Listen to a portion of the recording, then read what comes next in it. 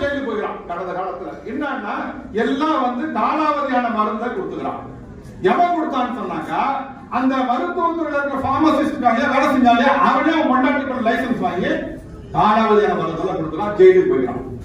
பெரிய பெரியெல்லாம் ஜெயிலுக்கு போயிடறான். எல்லாம் ரங்கசாமியுடைய இலாக்கா தான். சுகாதாரத்துறையா ரங்கசாமி கிட்ட இருக்குது, மதுபானம் கலால்துறையா ரங்கசாமி கிட்ட இருக்குது, பத்திரப்பதிவுத்துறை ரெவென்யூ டிபார்ட்மெண்டா வருவாய்த்துறை ரங்கசாமி கிட்ட இருக்குது. எல்லாம் அவங்க கிட்ட தான் இருக்குது.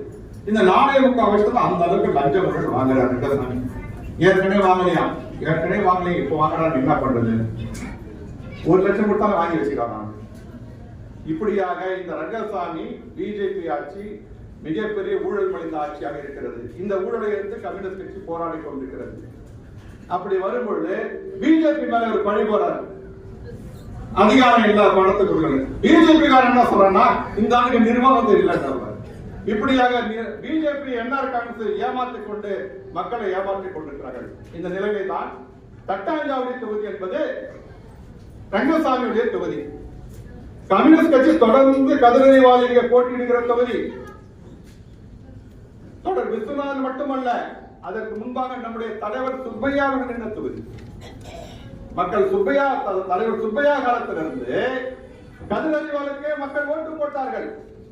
மக்களுக்கான சேவை செய்பவர்களாக எங்களுடைய தலைவர்கள் இருந்தார்கள்.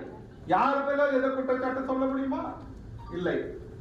இப்போ தட்டாஞ்சாவடி தொகுதியில கதிரறிவாள் நிற்கும். நம்ம தலைவர் சொல்லிட்டாங்க, கண்டிப்பாக நிற்கும். அது ஒரு விக்ரம். இப்போ தட்டாஞ்சாவடி தொகுதியுடைய மக்களுடைய பிரச்சனை. அப்ப நீங்க எல்லாம் வந்துக்கிறீங்க, தாய்மார்கள் அதிகமா வந்துக்கிறீங்க. என்ன பிரச்சனை? எங்களுக்கு அந்த இடத்துல பட்டா கொடுக்கணும், இல்லை சுத்தமான தண்ணி. கரெக்ட், தண்ணி சுத்தமா இல்ல, முக்கியமான பிரச்சனை. கீழே போக போக போக போயிட்டு தண்ணி நிலைமை சுத்தமான தண்ணியே இல்ல, உப்பு கறிக்குது.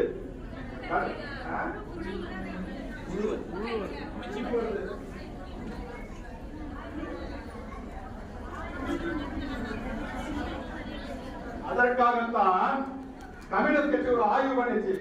ஆய்வு பண்ணும்போது இந்த bus stand area, Govindasalai area, உருளப்பட்ட நெல்லித்தோப்பு தொகுதியில கீழே இந்த தண்ணி வருது இல்லையா, இந்த தண்ணியில வந்து கனிம வளங்கள் ஒரு சரியா இருக்கணும், இரும்பு சக்தி அதிகமா இருக்கு, குடிச்சாலே வந்து கேன்சர் வருமா. அதனாலதான் எல்லாரும் வீட்லயும் ஆர்ஓ வாட்டர் யூனிட் போட்டுக்கிறாங்க.